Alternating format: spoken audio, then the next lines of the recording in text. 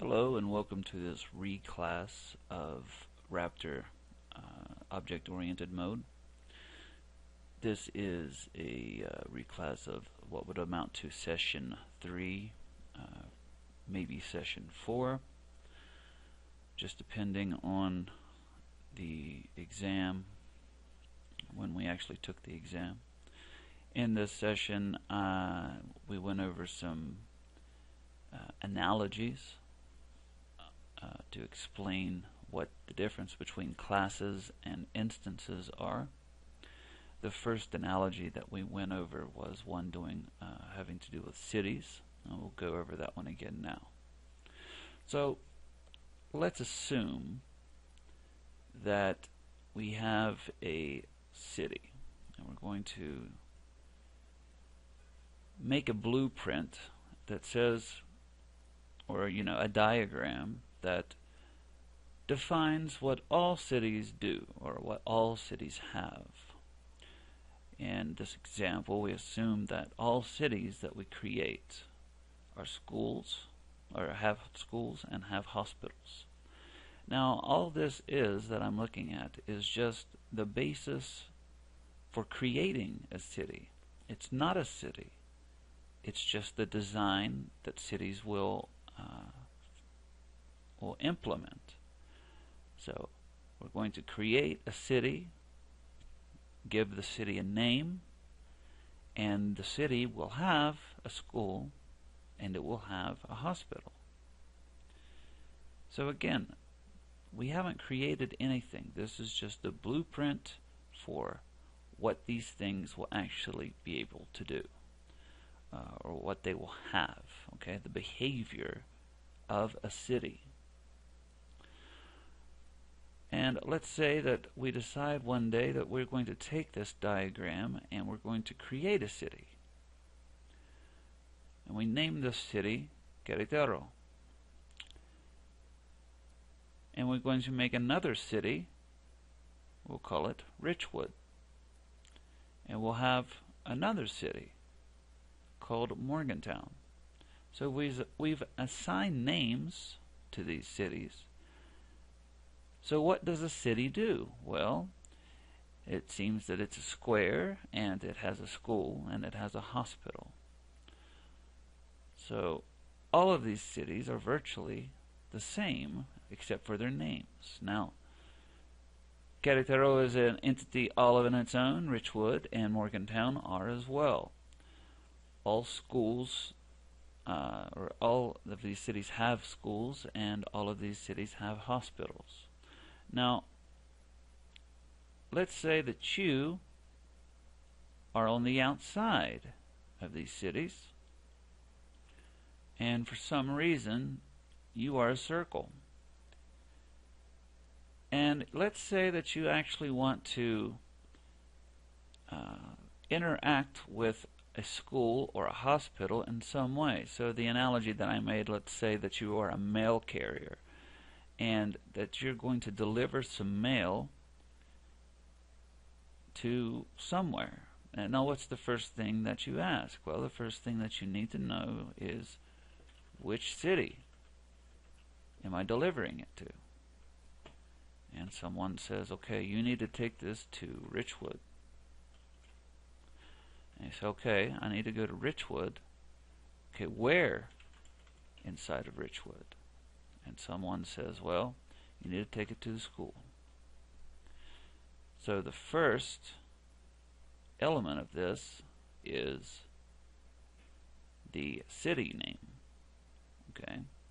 Second is which building will you actually deposit this package into. Okay. So you need to take it to this city. You need to take it to this building inside of the city.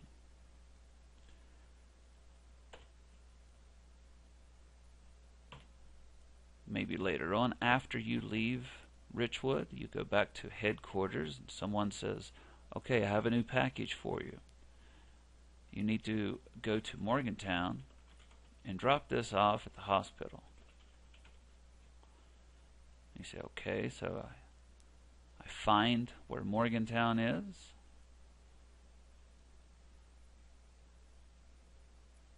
You know what? I want to delete this ellipse. Make a different shape. Let's just do a rounded rectangle.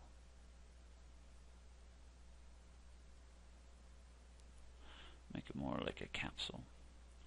Alright, so someone says, okay, you need to take this package to Morgantown, and then once you're inside of Morgantown, find the hospital. Okay, so now I can deposit this package into this box. Now, let's assume that while you're in Morgantown, boss calls and he says, alright, listen, you need to take a package from, the mail service or whatever, and you need to deliver it to the school. So the first question that you need to ask is, okay, so which city do I need to take it out of? Or which city do I need to take it to? Well, if you're already inside of a city, you don't really refer to it as a name in the real world. I mean, someone says, hey, let's go to the ice skating rink, and it just so happens that the ice skating rink is on Oak Street, or Cranberry Street, or whatever. And you say, okay, well, where is it? Oh, it's on Cranberry Street. Okay, well, which city is that in? They don't say, oh, it's in Morgantown. If you're inside of Morgantown, that's not what people say. They say, oh, it's here in this city. Or, oh, which city? This city. So if you're actually inside of a city already, and you say, okay, well, where do I need to deliver this to? You wouldn't actually say the name. You would say this. In this city, I need to find the school and deliver this package there. Okay? So, this analogy, this blueprint for creating these cities, for defining the characteristics of a city, is a class. It's a blueprint for creating multiple copies of itself. Okay, so you don't actually refer to, in code, you don't really refer to the class other than to say, I'm going to create a new city. So you say, I'm going to create a new city named Querétaro. Okay, I'm going to create Richwood. What is Richwood? It's a new city. I'm going to create Morgantown. Oh, well, what is Morgantown? Morgantown is a new city. Okay, so now we can refer to these cities by name. And we can refer to the fields or the storage components of this instance by name as well. And we can say, okay, Morgantown dot school. And we can store information in this field. Morgantown dot hospital. And we can store or access information in this field. Now this is from outside of the instance. If you're inside of the instance, so you're actually operating in the class, so you're designing some behavior up here, you're going to use the this keyword. If you're making some code inside of the class and you're trying to manipulate some data inside of the class when you're designing the class, you would use the this dot and then the name of the field. Now if you design a class to actually have methods, which you will do, you also would call a method the same way. Let's say that you are actually going to make a method inside of these, and let's say we have a method called collect taxes.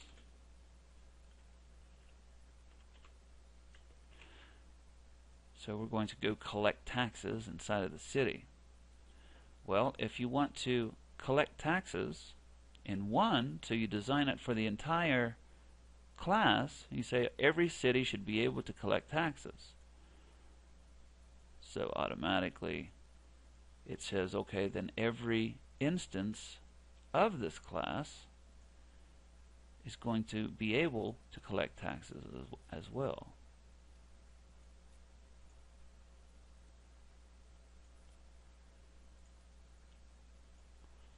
Okay, so if we say, hey, Richwood, you need to collect taxes. I'm going to collect taxes in Richwood. So you would say Richwood dot collect taxes. If you're going to run a method from inside of the class, so if you're actually working inside of this class, and you say, okay, inside of my constructor, I want you to run the method collect taxes. Well, since we're inside of the class, we're inside of the instance, you would say this dot collect taxes. If you need to run a method from outside of an instance, you would say the name of the instance, Richwood, Morgantown, or Querétaro, and say dot collect taxes. Alright, so a class is a blueprint or the design or the behavior of what something can do as far as an object or an instance. An instance is actually bringing the functionality of a class into your program and giving it a name or a unique identifier. Okay? So this is the mold, and whenever you make something from the mold that shares the characteristics that the mold actually designs, it's an instance. Okay? Alright, so the other analogy I made, some people found this easier to understand or remember. Let's say you are a foreman for a construction company, and man walks up to you, the owner of the construction company, and he says, okay, we have a contract to create 4 houses. Here's the blueprint for all of them. This is what they should be able to do. Alright, so first thing you do is you go about and you create your first house. Okay, whenever you create the house, is the house the same as the class? No, this was the design that you used to create it. So you built this, it's a physical object, you can do things with it, you can change things about it, but it's not the blueprint of the house. Alright? It's just a representation of it. Alright? So you can actually use the blueprint not just to create one house, but all of the houses. You can create 500 Green Street. This is a house, but it's not this house. These are all houses, but they're not the same. This is 500 Green Street, this is 501 Green Street, this is 502 Green Street, and this is 503 Green Street. Each of these have their own bedrooms. So there's a bedroom here, there's a bedroom here, here, and here. It's not all the same bedrooms. If you're inside of this house and you want to change something about the bathroom, you're going to change it about this house. You don't say house dot whatever. I want to change the house dot bathroom. No. The boss would come up and say, hey, you need to go and change the wall a little bit for the bathroom and that house. And you say, well, which house? Well, the house over on the house known as 502 Green Street. So go to 502, a house that we created, and dot change the wall. Alright, so you don't say the name of the class if you're trying to run a method or you're trying to change a field or access a field. You say the name of the instance of the class that you actually want to manipulate. If you are actually inside of the design of the house and you're trying to change the the design of all of your instances. So you say inside of your class you want to make a method that says open garage door. Alright, you're going to enable that implementation or that ability for every instance that you have. It doesn't necessarily mean that in every one of these you're going to open the garage door, but when you want to, you can. You have the ability to do so. But if you're inside of the design of the class, you're going to say this dot close garage door. Alright? So this would be a method that you could actually run inside of your class. Alright? So let's see some of these things in action. Here I have a very simple program. Same one, or very similar, that I used in class. Here we have a class called Customer. Customer has 3 fields: item 2, item 1, and money. Money is an integer, item 1 is a string, and item 2 is a string. It also has a constructor. And remember, you can always tell a constructor in this view because it has the same name as the class. If you change the class name, the constructor name changes as well. Alright, so if we go into our main implementation, you'll see, or our main thread here, you'll see that I'm creating a customer. So I'm going to make a new customer. His name is Customer Bob. Another new customer named Customer John, and another new customer named Customer Bill. Alright, now these are all instances of the customer class. All of these instances, Customer Bob, Customer John, and Customer Bill, all have the functionality that comes with the customer class. They all have the same constructor, they all have the same money, item 1 and item 2. But, so let's go ahead and just run this real fast, and we can see over here, we can drop this down and say, okay, we can see that this customer and this customer and this customer all have the same fields. So let's try and just access one set of data. So let's say, for example, what is Bob going to buy? So whatever we input inside of this input symbol, so whatever the user will type, we want to store it inside of Customer Bob's item 1 field. So to access that, inside of main, we can simply say Customer Bob dot item 1. Alright, so now when we hit play, what is Bob going to buy? He's going to buy some gum. Now, if we look at the fields again, we'll see that one of these, which we can presume that this is Customer Bob, has gum for item 1. Okay, let's say that we want to do a simple output, and we want to output whatever Customer John has for money. So again, we'll type gum for Bob's item 1, and if we look at our output, we'll see that the money that John has is 0, which is correct. Everyone has no money.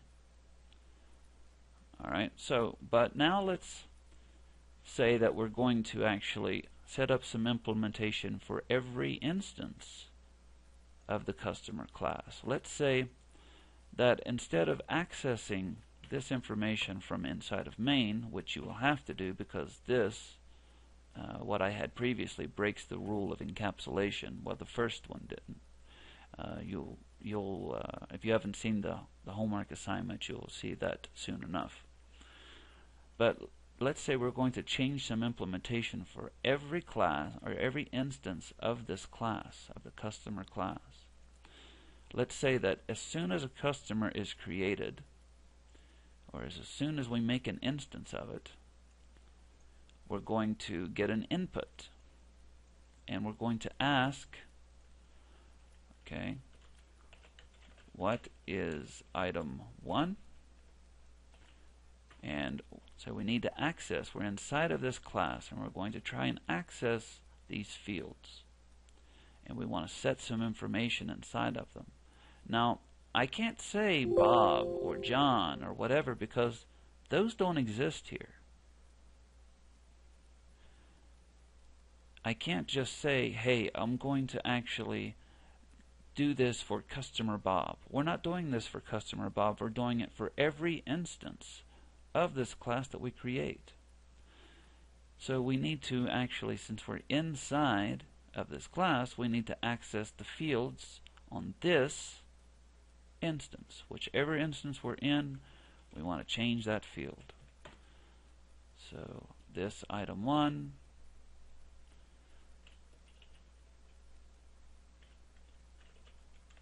how much money, and we'll say this dot money. So now what's going to happen is every time an instance is created of that class, the first thing that happens is each instance is going to ask for some information to put inside of its own fields. Play. Okay? So first thing that happens, we can see right now it's stuck on customer Bob. It's creating a new instance. We can go over to the class definition for this and see which question is on. Right now we're creating one called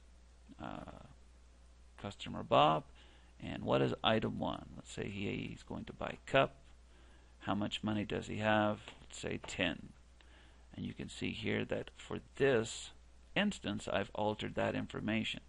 Now as soon as the next instance is created, customer John, the same thing happens.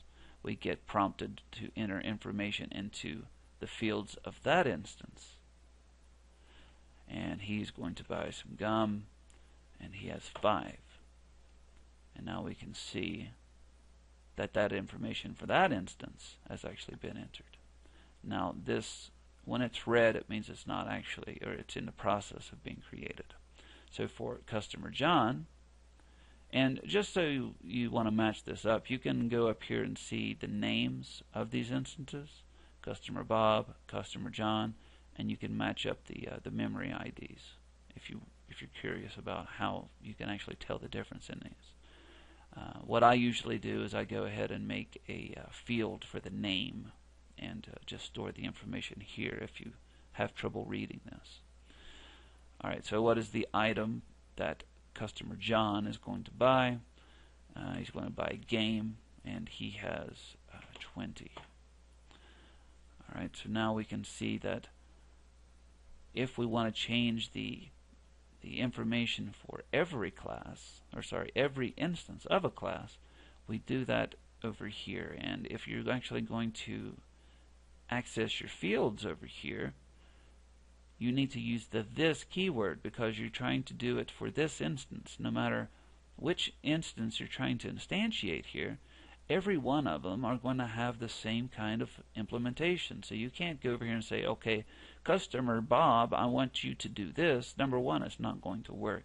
And number two, it doesn't make any sense because the whole idea behind this is to make something be dynamic and to make it be modular. Is every single thing that you create going to have a customer Bob? No, of course not. But if we use this keyword, number one, it will actually work, and number two, this makes this very modular, so we can take this class and import it into any program, and it will function the same way. Let's say that we don't actually want to do this inside of the constructor. Let's say that we actually want to make a method called get information, or get info. Alright, and inside of every single instance, we want the get info method to get all of that information that I just had. What is item 1? How much money? Blah, blah, blah. So if I run this again, nothing happens, because the method is not called. Okay, it goes through the constructor, nothing happens inside of the constructor. If I were to make a call inside of the constructor and say this dot get info, that means that every single instance of this class will immediately call the method get info. So it will run exactly the same way. So what is item 1? Gum, money. What is item 1? Rope and money. And he's going to get a couch. He has 300. Alright, so now every single instance will perform this implementation. But what if we don't want to do that? Let's say we want to actually do it individually. And we can do that. Instead of actually doing all of this information, and actually, you know what? I'm going to leave that the way it was. And what we'll do is we'll make another method. Let's say we're going to make a method called get item 2. And get item 2 will actually get some input and say what is the second item, and we'll say this dot item 2. So if we're outside of main, all of this stuff is going to run automatically, because inside of the constructor we already called this dot get info.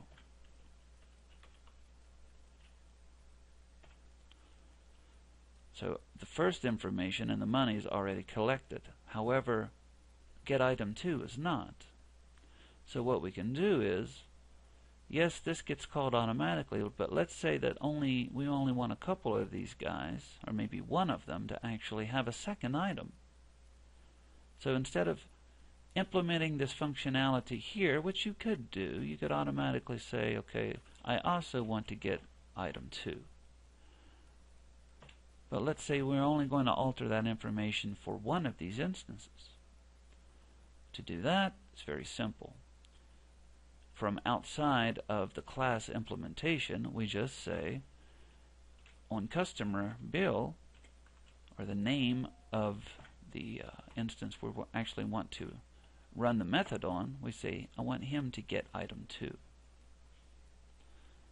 So now I can hit play, again gum, 20, cup, 10, comb, 40, and now what's the second item? Only happens on customer Bob. When you see customer Bob is 16695, so that's right here. Item 2 is currently 0, and we can set this to maybe serial, and immediately we can actually just get that information for the one single instance of the class. So that pretty much wraps up this reclass. I hope that if you didn't completely understand it inside of the course, that this clears it up a little bit. If you are not in my course at the school and you just arrived here looking for information on Raptor, because I know that a lot of universities and high schools are teaching this as an introduction to programming, I hope this helps you understand object-oriented mode a little bit better. The next reclass will be probably using arguments and parameters in more functional ways. I've already put a tutorial on those concepts and assigned them as homework. Give them a watch, fill out the homework, and be prepared to use those techniques whenever you come to class. If you have any questions, you may forward them to my email or post comments, which I will enable approximately a month after uploading this video. And that's it. Have a nice night.